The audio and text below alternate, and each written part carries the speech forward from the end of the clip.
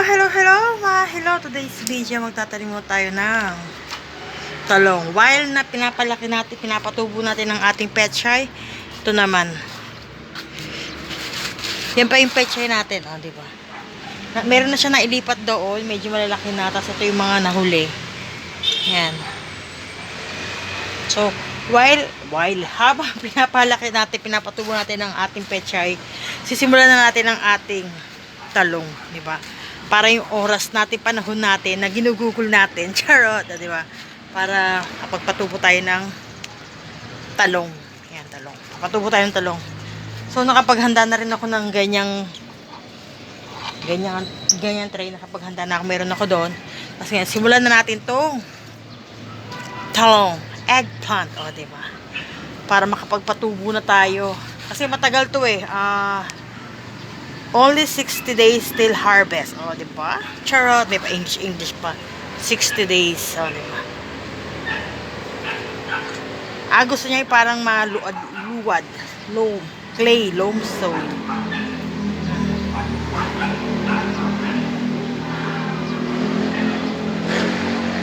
Plant mature 75 days after sowing. Ayan. Init. So, mainit na siya. So, ayan. Nakakatuwa. So, umpisahan ko na to. Ayan, nakapag-ready na tayo ng ating lagayan ng binhi. Ayan. Nakondisyon na yung ano niya, nakondisyon na yung lupa niya kasi yun yung galing sa pinaganuhan ko ng mga istakan ko ng mga ano. Ayan. Nag-decompose tayo, ayun. Ayan, lagayan yan. So, nag-decompose tayo. So, kumuha ko sa ilalim para naman, kasi ay matagal-tagal na yun. So, tapos ito, niready ko na siya rito. Ayan.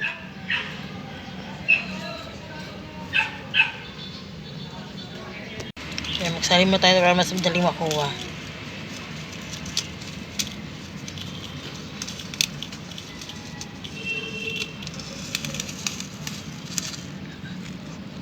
Ayan. Tapos lagyan natin isa-isa.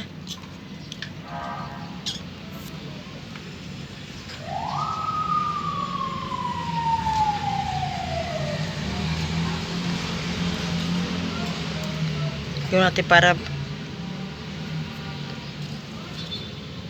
ligak mo na isa-isa bago baon. Para wala tayong makaligta ang space.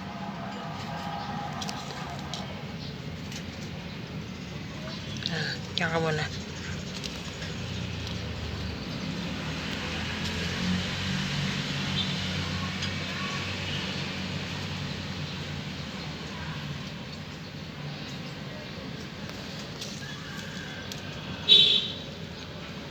Ayan, nalagyan natin bawat space. So, babaon na lang natin siya isa-isa. Bismillah, sana matumubo sila. Hindi mo natin siya paarawan. Hindi mo natin siya iano sa sunlight. Medyo, dito lang yung umagang araw lang, morning sun lang.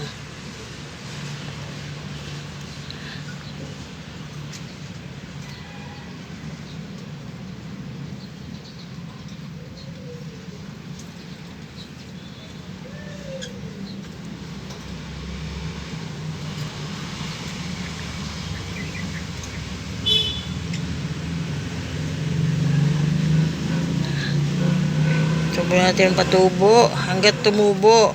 Pag tumubo, swerte mo. O, diba? Pag hindi tumubo, ulitin ulit. Nasa pagtsatsaga yan. Tutubo yan. Posibleng hindi. Diba? Posible. Posibleng hindi. Posibleng oo. Pero syempre, tsaga-tsaga lang. Hindi pwedeng isang taniman mo okay na yun. Hindi yun Wala nang basa-basa pa. Ano mo kagad? Syempre, iba nag-umpisa pa lang tayo. Hindi pa naman tayo marunong sa mga ganyang tanim-tanim na yan, di ba? So, ayan.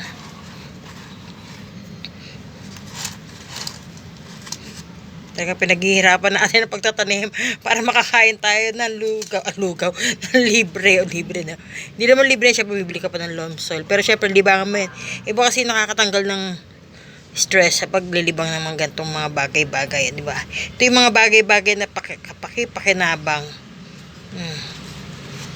Gamitin mo ang oras mo sa pakinabang na oras. Para mas ma-enjoy mo, di ba?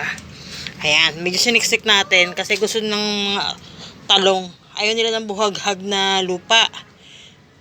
Ayun ang pagkakaalam Ayaw nila ng buhag na lupa. Gusto nila para maklay-clay. Yung mga ganon.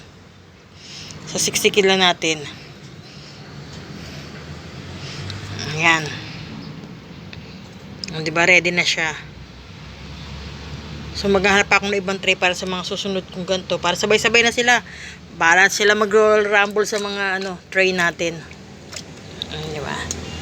Kaya dyan. Okay? So, tatakpan ko na rin siya ng screen. Para hindi masyadong maarawan. Ngayon lang. Okay? Bye-bye! Salamat! Thank you for watching!